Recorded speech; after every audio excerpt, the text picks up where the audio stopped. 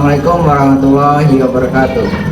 Kami dari kelompok 7 ingin menjelaskan tentang restorasi Meiji. Sebelumnya, perkenalkan, nama saya Abdul Faris Azain dengan NPM 25220009. Saya Delia Zara Sahira dengan NPM 25220019. Saya Raisa Kusnanda dengan NPM 252204. Baik, langsung saja kami akan menjelaskan tentang materi yang pertama. Baik, yang pertama adalah latar belakang. Sebelum restorasi Meiji, Jepang diperintah oleh Kesogunan Tokugawa. Walaupun Jepang memiliki kaisar, kekuasaan pemerintahan sebenarnya berada di tangan shogun.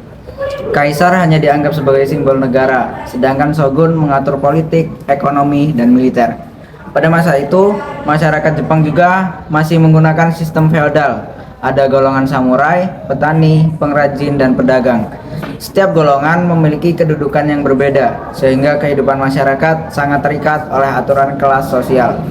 Selain itu, Jepang menerapkan kebijakan sakoku atau politik isolasi. Jepang membatasi hubungan dengan negara luar karena takut dipengaruhi atau dikuasai bangsa barat. Namun, kebijakan tersebut membuat Jepang tertinggal dalam bidang teknologi, ekonomi, pendidikan, ataupun militer. Selanjutnya ada penyebab dan proses terjadinya restorasi Meiji. Pada pertengahan abad ke-19, negara-negara barat mulai datang dan menekankan Jepang agar membuka hubungan perdagangan. Salah satu peristiwa penting terjadi pada tahun 1853. Ketika armada Amerika Serikat yang dipimpin oleh Commodore Matthew Perry datang ke Jepang.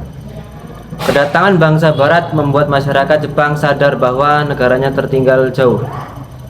Pemerintahan Tokugawa dianggap tidak mampu menghadapi tekanan asing dan semakin kehilangan kepercayaan dari rakyat. Carter dan pelaksanaan terhadap restorasi Meiji. Setelah Kaisar Meiji berkuasa, Jepang mengeluarkan Sumpah 5 Pasal atau Karakter Oath pada tahun 1868. Sumpah ini menjadi dasar pembaruan Jepang yang isinya menekankan musyawarah, persatuan, keadilan, pendidikan, serta keterbukaan terhadap ilmu pengetahuan dari luar negeri. Pemerintah kemudian melakukan perubahan besar dalam berbagai bidang. Dalam bidang politik, sistem feodal dan kekuasaan daimyo mulai dihapuskan. Pemerintahan pusat diperkuat agar Jepang lebih teratur dan bersatu. Dalam bidang pendidikan, Jepang menerapkan pendidikan wajib dan membangun sekolah modern. Jepang juga mengirim pelajar dari luar negeri untuk mempelajari ilmu pengetahuan dan teknologi. Dalam bidang ekonomi, Jepang membangun industri, memperbaiki sistem pajak, serta mengembangkan teknologi. Sementara dalam bidang militer, Jepang menerapkan wajib militer dan membentuk angkatan perang modern. Carter dan pelaksanaan terhadap restorasi Meiji. Setelah Kaisar Meiji berkuasa, Jepang mengeluarkan Sumpah 5 Pasal atau Karakter Oath pada tahun 1868.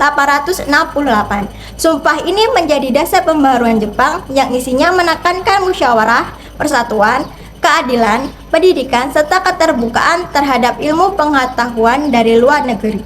Pemerintah kemudian melakukan perubahan besar dalam berbagai bidang. Dalam bidang politik, sistem feodal dan kekuasaan daimyo mulai dihapuskan. Pemerintahan pusat diperkuat agar Jepang lebih teratur dan bersatu.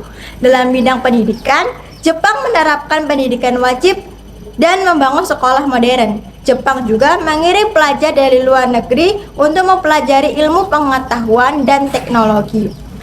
Dalam bidang ekonomi, Jepang membangun industri, memperbaiki sistem pajak, serta mengembangkan teknologi. Sementara dalam bidang militer, Jepang menerapkan wajib militer dan membentuk angkatan perang modern.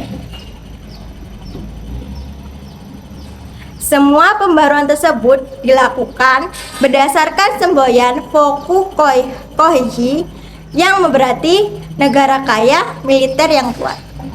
Baik, yang selanjutnya ada dampak restorasi Meiji.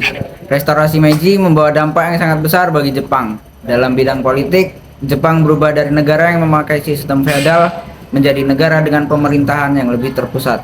Kekuasaan para daimyo dan golongan samurai mulai dihapuskan, sehingga seluruh wilayah Jepang berada di bawah kendali pemerintah pusat dan Kaisar Meiji. Dalam bidang ekonomi, Jepang mulai berkembang menjadi negara industri.